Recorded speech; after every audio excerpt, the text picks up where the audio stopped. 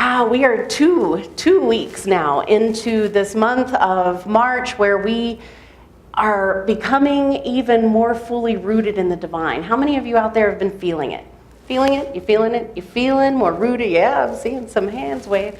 More and more rooted in the divine. And last week, Reverend Sharon Hudson just really brought it home with setting the great, strong foundation of the theme of this month and that feeling and what it all encompasses when we are more awake and alive and aware of the divinity that we come from, that we are, that we embody, and that we experience and expose the rest of our life to.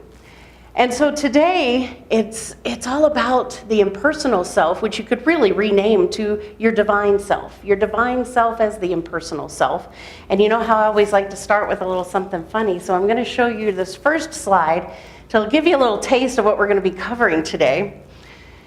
So here we go. I downloaded these onto my tablet from the cloud. Boy, hasn't it just come full circle, really? Basically the truth is the truth is the truth is the truth. And we get downloads all the time, right? How many of you get downloads all the time? Those signs that Reverend Sharon was talking about last Sunday, and the idea that if we truly awake and pay attention, those signs, those downloads are within us and around us and in front of us all the time. Hence the next slide, if we could go to that. So sometimes it takes a big, huge billboard to say, well, you did ask for a sign. Sometimes it takes a really big, huge billboard, or at other times we are so fully immersed in this knowing and in this truth that we are truly one with the divine being and the infinite intelligence of spirit itself, that we know that everything is a sign, right?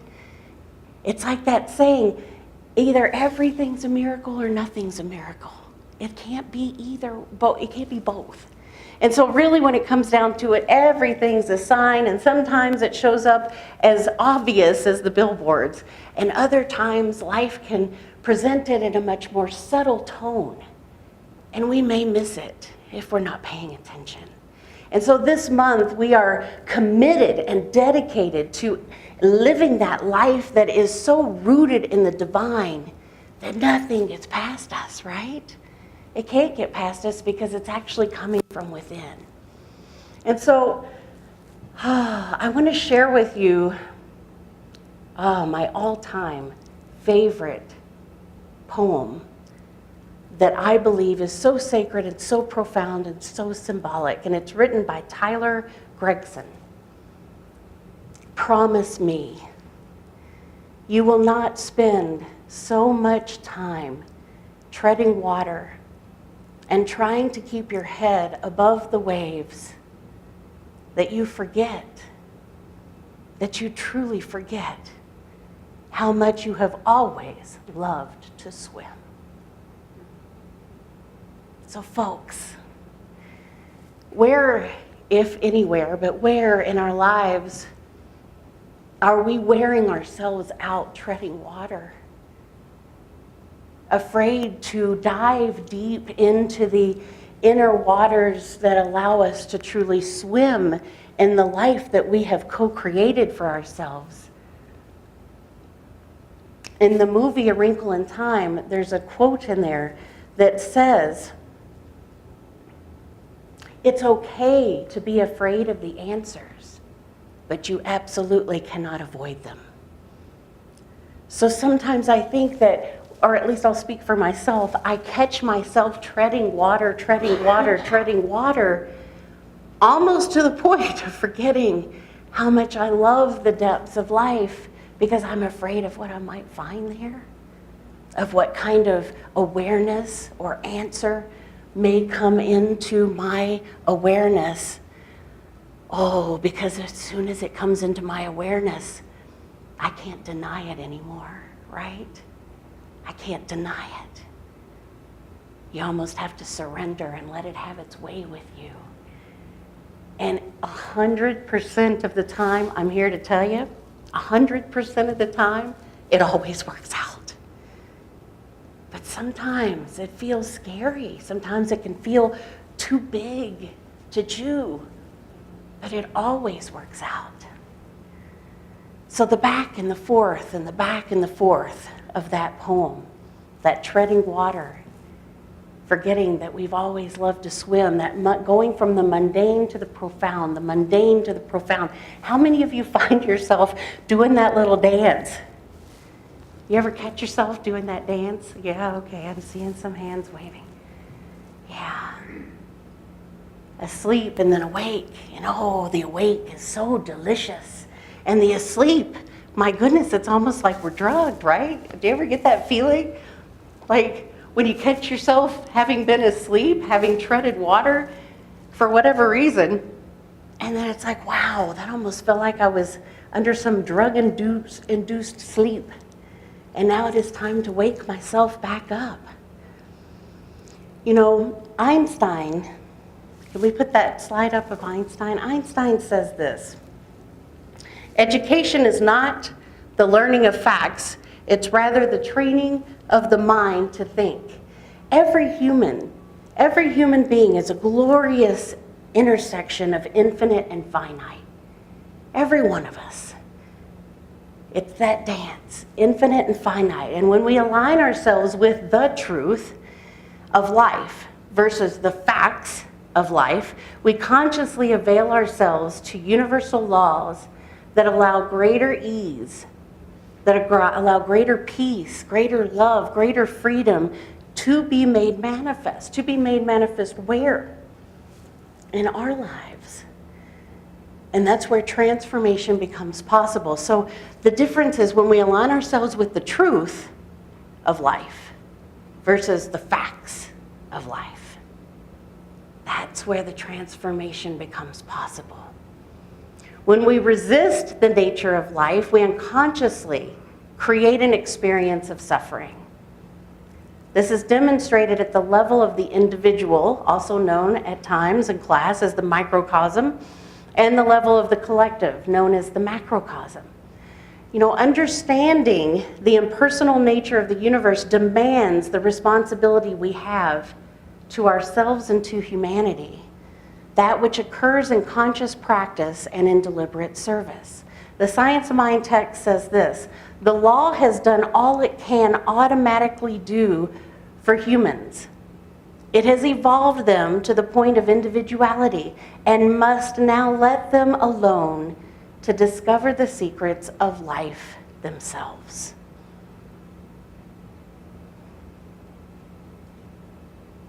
You know, also in A Wrinkle in Time, while tessering, how many of you have seen the movie so far or read the book?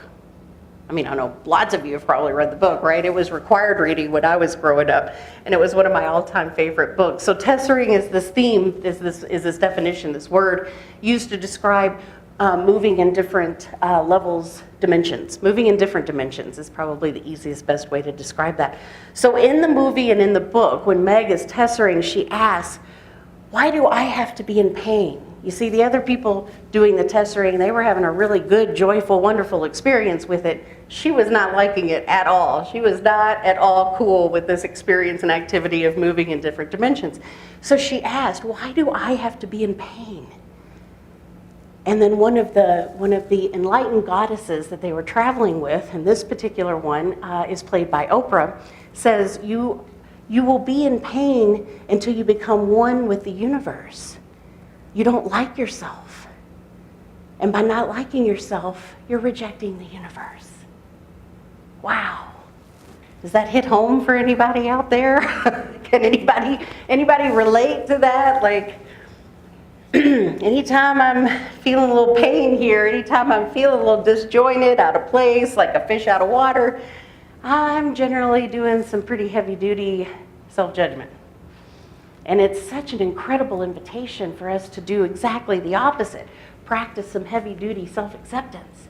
And why would we want to practice that heavy-duty self-acceptance? Why? You know, the Science of Mind text also says this: the only thing that can deny God is yourself. Because when we're doing that self-judgment, we're doing what Oprah, who's playing Mrs. Witch, W-H-I-C-H, in the movie, says, you're rejecting the whole entire universe. You're rejecting the divine when you don't like yourself. She goes on to say this in such a beautiful, poetic way. She says this. Let me see if I can find where I wrote it down. She says this to Meg. Do you realize all of the amazing, intricate details and profound events of the universe that had to unfold to become you? Can you imagine that? It's almost so vast, it's almost hard to imagine. And so how could we possibly reject any part of this beautiful, incredible design by the divine that's taking place within each one of you as you breathe in and out, as you feel that beautiful tug of that which you love, and that incredible excitement and passion that takes off when you turn in that direction of the tug and you go with it. The exhilaration, the momentum that shows up in your life. I know several of you that have said yes to that tug, and your lives are just taking off like fireworks right now. Can I get a witness? Who's out there and knows what I'm talking about? I know, I see who you are, and I know what's going on with you, and it's spectacular. So how amazing is that? It is amazing and wonderful, and it's that which we're here to fully understand and embody as we become more aware of it. Our consciousness of God is both personal and impersonal. It is personal in that it is personified through us, and it is impersonal in that we are all using a universal power. When we know that we are using such a power, all doubt as to our ability to use it will vanish, and our words will be spoken with spontaneous reliance on truth. That also was a quote from the Science of Mind text. The power, we got the power, folks. So scientists tells us that the mind is the creative cause of all that transpires in the life of humanity, that the personal conditions are the results of human actions, and that all the actions of humans are the direct outcomes of their ideas, that we never make a move of any kind until we first form some image or plan in the mind, says Raymond Hollowell. So what I want to find out now, this morning with all of you, because the invitation is for you to relate to yourself as powerful, to relate to yourself as powerful, to cultivate a life so much so that that is your default. No matter where you're finding yourself, no matter what experience you're having in front of you, no matter what environment you find yourself in, that your default is to relate to yourself as powerful. And to do that, folks, we've got to be really vigilant in noticing the creep of doubt and despair. Which will you animate? I am powerful, or allow that creep of doubt and despair to come in? So I want us to ask ourselves right here and now, when am I most susceptible to giving up? And just go within and just ask yourself that question. When am I most susceptible to giving up? As you know, I am almost completely healed from this strange flu experience that Tony and I got, and I'm going to drink some hot tea if you don't mind. It's going to help me talk. So did you come up with something? Do you need more time? You got something? When am I most susceptible to giving up? Folks, that's the time to be vigilant in your conscious use of the law. To be vigilant in your conscious use of all that you are, all that you know, and all that you have around you. To seek out support, to find your people. You know, your people, those go-to people that are our support system and that can can speak the truth and see the truth within us, even if we're in that moment of blip where we don't feel like we can. You don't have to walk this alone. Life is not meant to be walked alone. It's not necessary. We are served by others, reminding us of the truth and what is real. So how important it is to take a moment and stop and look and listen. Stop, look, and listen. I often think of that as that old saying when you get caught on fire. Remember that saying, what you're supposed to do when you catch yourself on fire? Yeah, stop, drop, and roll. So when you find yourself in those moments when you are most susceptible to giving up or most susceptible to not defaulting to knowing that you are powerful, then I recommend we stop and take a moment to look and listen. Look and listen within, not without, not outside of yourself, but look and listen within. By stopping, we pause. We take time to breathe. That's going to help us do any knee-jerk reactions that we might regret at a later moment. So that's taking that moment to stop and breathe is really awesome. And then our breath helps bring us to the present moment. It helps to open that space for us to look deeper with our inner eyes.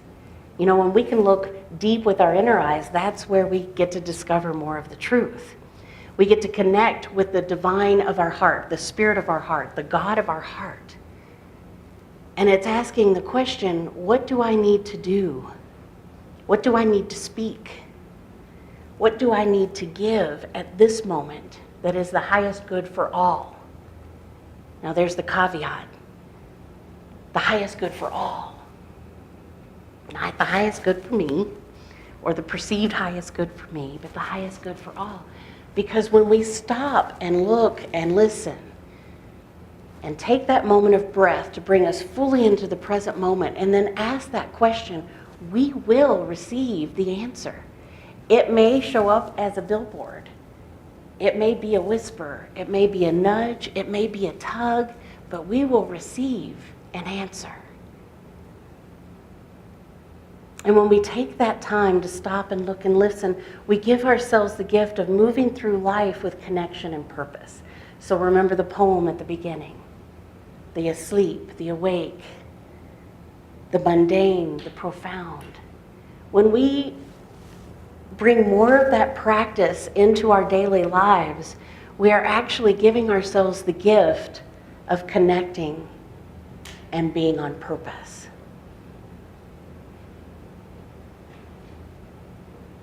You know, the law is impersonal.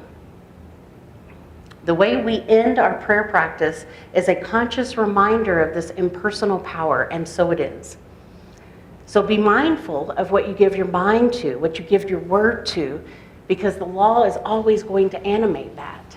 So we know, after being here and taking classes and reading the books and living the teaching, we know how powerful our words are, right? And so it's just like the poem. Don't forget how much you truly love to swim.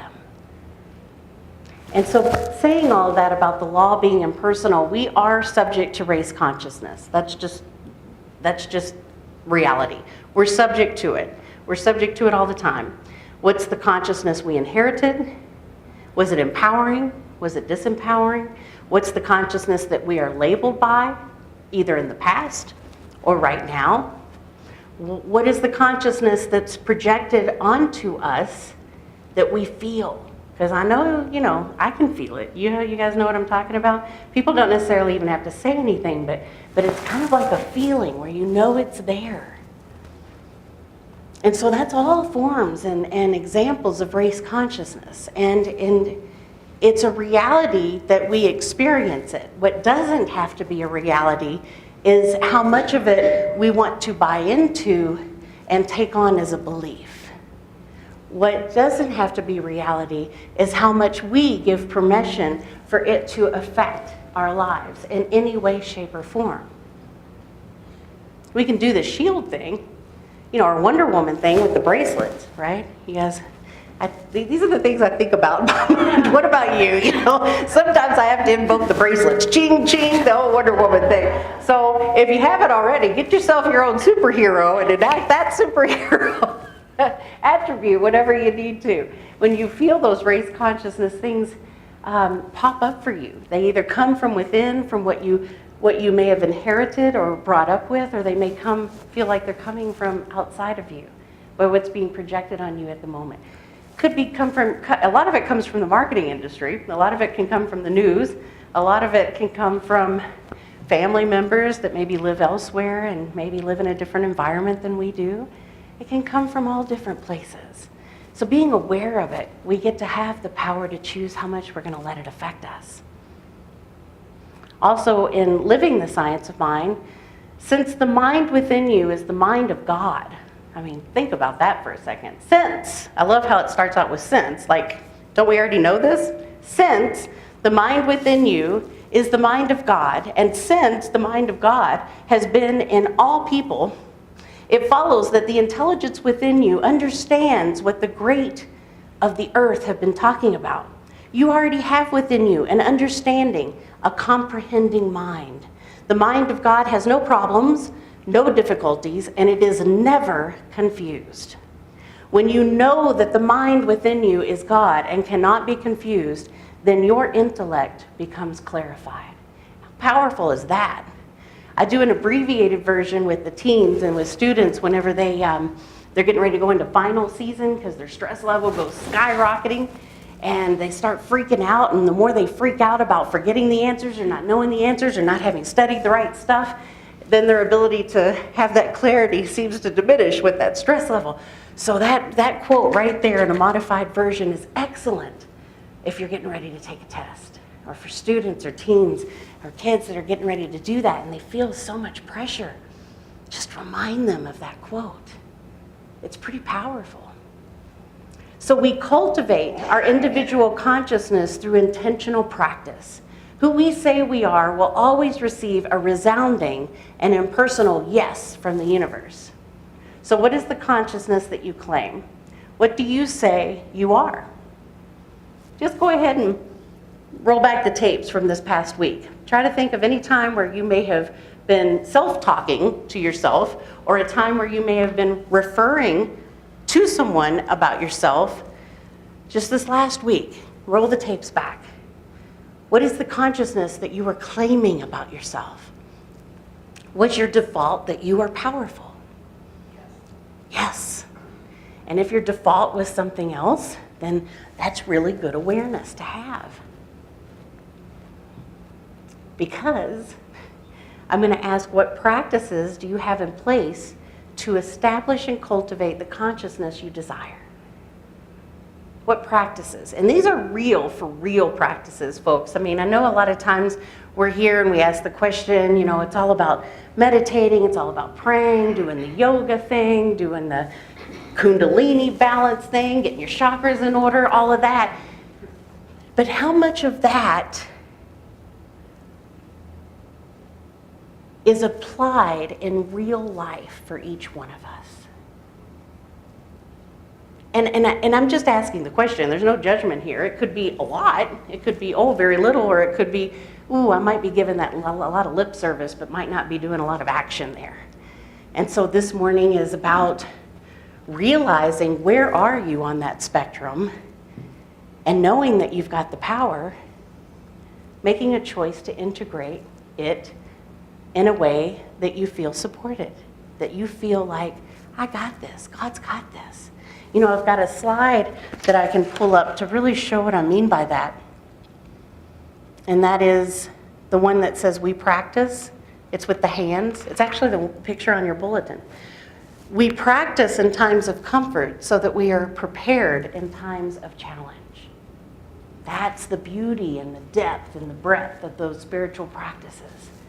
To the point where those times of challenges we don't even notice anymore, because we've got defaults there and we're good and we're set. And, was that a challenge? Well, yeah, I felt a little blip, but I got this. I got this because God's got this. And I have been doing spiritual practices so much that me and God, we're one, and I operate like that. And and talk like that and show up in the world like that. So the universe and the law that's impersonal has no choice but to then respond to me like that. That's how it comes full circle. So, prestigious universities across the country, like Tisch School of the Arts in New York, are training students on the impersonal and scientific nature of the law. That's why I put the quote up earlier about Einstein. And I know a few weeks ago I was talking about how one of our ministers in the field has a focus ministry that goes into several school districts and is teaching mindfulness and meditation to the school children of young ages, and they're doing great with it. They've almost eliminated all of their need for detention.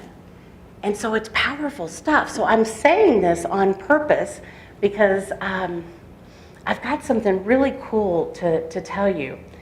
Through practice like meditation and visualization and affirmations, students are gaining access to the creative process using the tenets of neuroscience and mindfulness, which basically is the teaching of the science of mind. And I've got a real life story to share with you on this that I am just beyond ecstatic about. I've known about this for about 2 to 3 weeks, but I haven't been able to say anything yet. And it was finally announced this week, and the news channels were there. Can you put up the slide?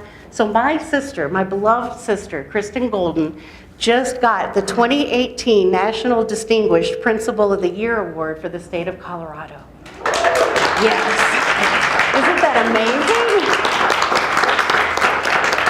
And I want to share a little bit with you about how that came to be. I mean, along with just being spectacular like she is, along with a lot of hard work and dedication and additional advanced education, do you know what she put into practice? And this was at Riverdale, and she's been there for 4 years, and they had the lowest grade. I guess they have scores, and they grade schools, and I think it's on a scale of 1 to 4 or 1 to 5, and it had a 1. And she took the position of principal there, and in 4 years, she put the practices of mindfulness and meditation and using the steps of the creative process in every aspect of the school. They came up with affirmations that felt real and personal to all of them. This is the students and the teachers and all of the staff there. They came up with affirmations that felt in harmony, that vibrated as truth to them, and they say them every day. They say them before every class. And in 4 years, they're the top. They're at the top now. They have the highest. And this is the 3rd school she's gone in and done this with. So it's a real life example about how because folks, I don't just stand up here every Sunday and say these things and blah, blah, blah, blah. There's a lot of incredible, powerful manifestation and transformation that is occurring within our very world right now, and we get to be a part of it. Our default is we are powerful. How powerful are you? You're as powerful as you want to be, and you're as powerful as you want to be to turn around anything in your life that's going on right now that you may find yourself waking up and feel like complaining about. You see, that's how powerful we are. We're so powerful that if we come into an awareness about something that hits us in the gut, that feels like it's out of alignment with the truth of what we know to be in the heart and soul of our being, we are so powerful, we get to apply the creative process and transform it. Wow. Isn't that cool? I think that's pretty cool. Anybody else think that's cool? Yeah, right on. So, as unique as you are, remember this is formulatic. This is a formula. So it works if you work it. It works if you work it. So here's a call to action. A call to action would be identify prayer partners. Identify what your spiritual practices are right now. Go within and determine, hey, am I good with that? Do I feel good with that? Do I feel like the slide with the hands? That in my times of, thank you, Tony, we practice in times of comfort so we are prepared in times of challenge. Do I feel like my practice in times of comfort is steady, solid? I've got a really good foundation of being rooted in the divine? Or Do we need to reach out a little bit more? Do we need to reach out and establish maybe another prayer partner? Or do we need to take a look at the curriculum and see, what class is coming up that I think might also support me in becoming even more rooted in the divine? Whatever your soul and your heart upon asking the question guides you to do, then that's your call to action. Take action on that. Don't just give it lip service. Don't just dream about it.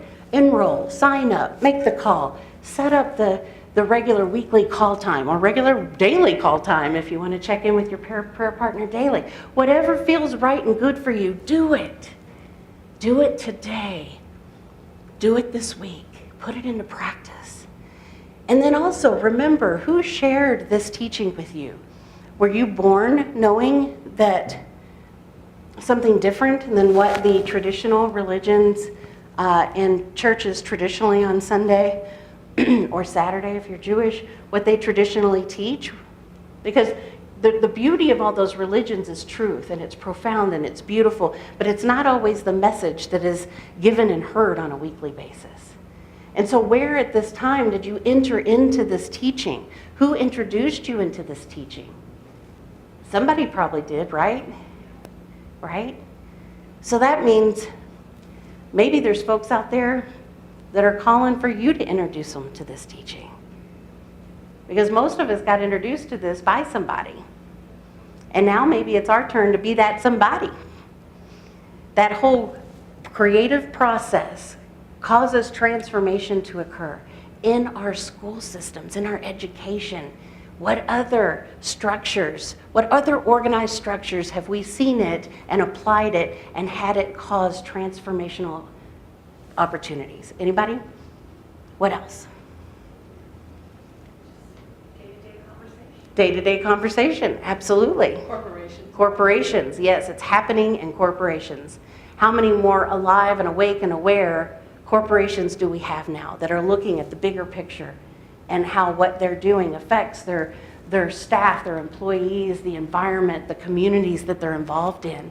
And they are looking now at how what they do can expand and transform the whole world, really breaking down boundaries and borders in all ways.